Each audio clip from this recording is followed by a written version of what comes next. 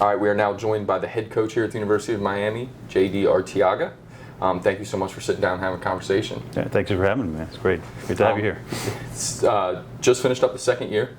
What is your message to supporters and fans after a really fun ending to the season? You know, Miami, the tradition here and our goal here is always Omaha, so we're not quite there yet, but we're a lot closer this year, today, than we were yesterday and last season. So it's exciting times. We just got to build on this momentum and continue to get better every day. A game shy of Omaha this year. Really good run in the postseason, a lot of fun for those of us who are watching along. I wonder, though, in this kind of era where rosters turn over a good bit, is it almost harder to build year-to-year momentum because of that? Do you feel like it's kind of like you have to start fresh every year, or is there still some of that program culture where you can kind of keep things rolling in the right direction? I think it's important to bring in the right guys and not just the best guys when you're going out, and especially when you're in the portal. But it helps. The momentum helps, right? All those kids watching you on TV and getting the Super Regional and being exciting games, getting close to getting to Omaha.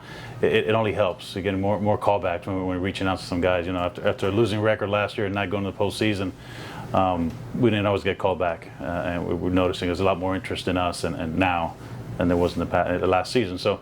But definitely, I think it's harder and harder to build a program. It's almost building a roster every year. But as far as the culture, that's has to be on the top of your list when you're evaluating players, and you know, part of it is getting the right players, and we definitely had the right players when it comes to culture this year. But we did a lot of work in the fall. You know, we had the culture Wednesdays all fall. We didn't touch a baseball glove or a bat or anything like that. It was just about culture. There's a lot of exercises the guys did together as groups and individuals and everything that, you know, it wasn't by mistake that we had the makeup and the character that we had this year. Obviously, everywhere you go, everyone talks about culture and how important it is. To you, what does culture mean? What does that mean? How do you build it? How do you go about it? And what does that look like?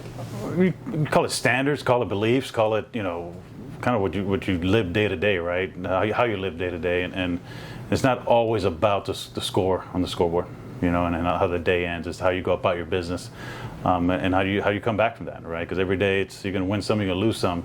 The special thing about this team this year is its incredible ability to start over, and there was never a hangover from, you know, getting beat up on a 10-run rule against Florida State on a Thursday night. We come out the next day and we beat Jamie Arnold. You know, it's just 0-0. Literally, we're 0-0 every single day. So tough to do, but this team was able to do it. But again, it was something that was you know, brought home every day from the first day of the fall, and how important it is to start over every day and start at neutral. You know. You've been at the University of Miami for 20 plus years, so I would imagine that logo, that emblem showing up here means a lot to you every day. How do you instill that in guys nowadays, and how do you go about doing that, especially in a world where there's considerable player movement year to year? I hope just the way how I am, they see that and they realize that. I mean, I've always said I was a fan before I was a player here, before I was a coach, before anything I was a fan, and you know, I'm a fanatic, man. I love this place. I love every program in this place, basketball, football, and everything else. So I hope just the way that I carry myself, the way I speak to them, the way how everything matters to me, I hope that they understand that this is it. As far as I'm concerned, this is the only job I've ever had in my life. Right? I was in spring training in 2003, and Jim Morris called me and said, the job's yours if you want it. If not, I'm going to open it up. And I'd never been a pitching coach before, right? So this is all I've ever known. I can't imagine myself putting a different uniform on. So I hope that I carry myself that way and understand how I feel about it. I mean, that's outstanding. And watching kind of how you guys play, especially at the end of the year, it feels like that momentum's building back and people are getting excited again about the University of Miami. What makes this place special when you got a packed house on a Friday night and this place is jumping? It's truly a family environment. You know, that's something that Frazier built this place, and it was.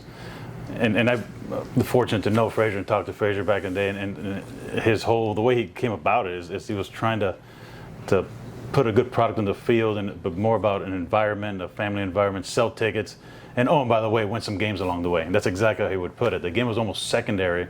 It was almost like the show that they were putting on and packing the seats in. And back then it was only the Dolphins. There was no Heat, there was no Panthers. You know, it was a little less competition in the sporting world. But it was all about, you know, just getting the people, the family here. So it's a special place to win. You know, it's fun to win anywhere, but when you win here in Miami, it's really special and different. We just had a great conversation with your pitching coach, Laz Gutierrez, a couple minutes ago. You're a pitching guy. I'm curious, in your experience here, you've been doing it for so long, what to you has changed most about pitchers from when maybe you got that call in 2003 and became a pitching coach to where you're at now? The analytics, right? I mean, just the learning curve is so much quicker now. You know, you'd have to watch someone pitch multiple games to realize, okay, you know, he has a light fastball, or, you know, how come this guy throws a 2-0 fastball and it gets fouled off, and this guy throws harder and that fastball gets, you know, smoked every time. Now we understand why with the numbers. So you can throw a bullpen and kind of know what a pitcher's strength and weaknesses are. Now you can coach them to their strength. It just took a little bit longer back in the day, you know. I mean, I don't need to know spin rate to know someone has a good breaking ball, because see, the hitter tells you everything. Right. But there was always that misunderstanding or not understanding why a fastball gets in and why it doesn't, because all we really knew was velocity. So this guy's 94, why is he getting hit? You know, this guy at 88 doesn't. Well, now we understand that part of it. So the development of pitchers and hitters, really, we're allowed to develop them a lot quicker with all the technology that's available to us today. And then I asked him a similar question here. Having all those resources and building things individually for them, I just want to give you a chance to kind of talk up the staff that works with all those guys, because, you know, it's not you doing it alone, it's not him doing it alone. What's that kind of collaborative effort look like, and what's it take to do that? Well, it started from the top, right? Administration. When I first got the job in June of 23, I understood the importance of it. But not just the technology and having all the toys to do it, because I had all that as a pitching coach. I didn't know how to turn them on most of the time, and I said we have to have an analytic staff, you know, where that's all they do. And I don't mean students, because they would bring students down and interns, and I was trying to teach them how to do things. And it was the importance of having a staff, you know, guys like Eddie Mestre and Zach and Jack Olszewski. Those guys, I mean, that's their job. That's from the moment they wake up to go to bed, that's their job. You know, with Kinetrax now, that's as advanced as it gets. Without Zach across the street over the sports science building, there's not much we can do with it. It's just a bunch of numbers and the scrubbing, I guess that's what they use in the industry, scrubbing the numbers down and dumbing it down for the coaches, I guess. That's the most important part, you know, and the fact that the administration was willing to put a good amount of money into that budget where we can bring in 3 guys to do that job full time, it tells you a lot. So when you go into then putting a staff together like that, what are some of the things that you're looking for in your coaches and the guys that you want on staff? That, you know, they obviously have to be able to, like you said, understand those numbers, but they also have to fit into the culture and what you're trying to build. What are some of the things you look for when going out and saying, I want this guy to be on our staff? Well, one of the things is, you know, and I learned this from Coach Morris, he liked hiring Miami guys to be coaches, you know. Before me, Gino DeMari, he'd never coached. This is his first coaching job. You know, this is my first coaching job. Laser Collazo was his first coaching job. So it's not like you would think a program like Miami, with all the success that it's had, you kind of have to work your way up. But to him, it was more important about being a Miami guy, understanding the way we do things around here, because it's different. This place is different than everywhere else. So understanding that part of it was as important. So I kind of took the same approach where, you know, Laz Gutierrez played here with me. You know, we were teammates. So and he had the background in professional baseball and in college baseball. He was the head coach at Barry, you know, prior to here, but he was with the Red Sox for 12 years. Before that, he was scouting and his mental skills. He had a lot of great, you know, baseball background, but most importantly, he's a Miami guy. You know, Jonathan Anderson, yes, he played at Duke, and yes, he was at Dartmouth for 10 years, but Jonathan was a bat boy here when he was 11 years old to get to high school. So I used to pick him up to bring him to camp every morning. But I don't care where he played, he's a Miami guy. You know, Chris Dominguez spent the year here as a volunteer. He's from Miami. We missed on him out of high school, but we brought him back in 21 as a volunteer assistant. Then he got the job at Bellarmine, and we brought him back. He had been around already. He understands the Miami way. Rob Cooper played here. He was a teammate of mine in '94. He was here in '93 and '94. So that's very important. You know, those things there. And again, having the baseball background is important. And understanding that there's a balance between the new age analytics and still the old school gut feel, and understanding that the numbers might say one thing, but, you know, Johnny might have gotten in a fight with his girlfriend last night or failed a physics test this morning. He might not be ready to play. So I don't care what the numbers say. Someone else might get that opportunity that day. So just having a good balance between the two is very important. I imagine that last point there also goes a lot into the culture piece of it, right? Understanding that and kind of having that understanding of not just seeing the players as numbers, but seeing them as people, right? First and foremost. Yeah, I've been lucky. I played for some great coaches. Starting in high school with Rich Hoffman, was a Hall of Fame coach down here in Florida at Westminster Christian. Of course, Jim Morris and knowing Ron Frazier.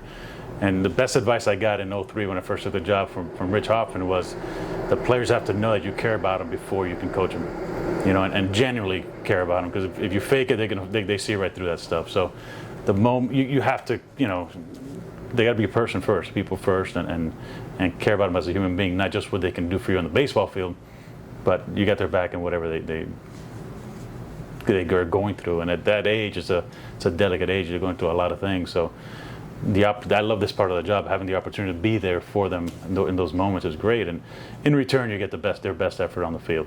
I want to take you back to your first answer, which ties into that a little bit, I think. And you said it's not always about getting the best player; it's about getting the right player. A lot of people, like you said, the momentum's good. A lot of people want to play for the University of Miami. What are some of the characteristics, maybe outside of their baseball traits, that you want your guys to have when you go out and bring kids in? Someone that's selfless. Someone that's persistent. Someone that, believe it or not, has failed, right?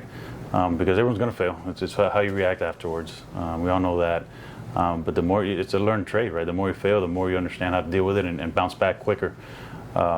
But as much background as we can. And in a world where it's a million miles an hour, and you got to make decisions yesterday, that part of it is kind of tough, but we do the best we can. And getting to know that player off the field and things, family backgrounds and stuff like that. And try to make the best decisions possible. Right every time? No. I mean, it's not like every kid that came in this year was perfect, but you surround them with enough good ones, they kind of fall into place, right?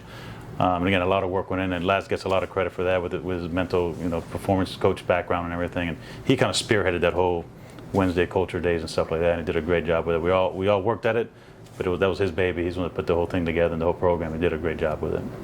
If I can take you 5 years into the future here, what do you want this place and this program to? And I'm hoping here tomorrow, man. What do you hope for it to look like? Have another banner underneath the scoreboard over there with another national championship. I mean, ultimately, that's all that really matters around here. I mean, we've had 4 great years. We had 21 okay years. They went to Omaha and didn't win it, and the rest of them we'll forget about those. We don't celebrate regional appearances or super regionals or anything like that. It's you look around the stadium, the only thing that's up is the 4 national championships, and I'm hoping to have the 5th one, at least a 5th one in 5 years. What might it take to get to that point? Just continued improvement. Just like we preach about the process and doing things the right way, just working at it. It's going to be a process and sticking with it. And we've learned some things that work, some things that don't work, and continue to evolve and continue, because the game's changing. The landscape is changing, from the finances of it to the recruiting. Everything is changing.